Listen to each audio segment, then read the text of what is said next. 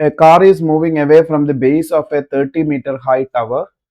The angle of elevation of the top of the tower from the car at an instant when the car is 10 root 3 meter away from the base of the tower is. നമ്മൾ ഇതിൽ എന്താ ചെയ്യുക? ഒരു tower എടുക്കുക.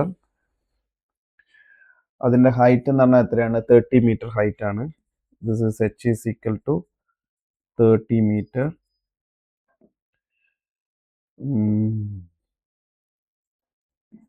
h is equal to 30 meter height.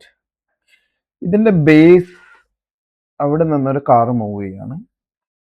അതിൽ ഏതൊരു ഇൻസ്റ്റന്റിൽ എത്രയാണ് അത് ഉണ്ടാവുന്നത്? ആംഗിൾ ഓഫ് എലിവേഷൻ ഇത് ടോപ്പ് ഓഫ് ദി ടവർ, ഇത് ടോപ്പാണ്. അവിടുന്ന് ഉള്ള ആംഗിൾ എന്ന് പറഞ്ഞാൽ എത്രയാണ് വരിക?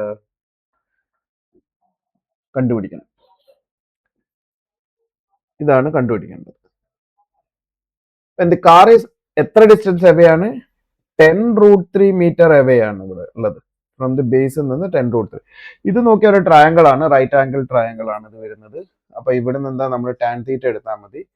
ടാൻ തീറ്റ എന്ന് പറഞ്ഞാൽ എന്താ? Opposite side by adjacent side. Opposite side എന്ന് പറഞ്ഞാൽ 30 മീറ്റർ ബൈ അഡ്ജസന്റ് സൈഡ് എന്ന് പറഞ്ഞാൽ 10 root 3 മീറ്റർ.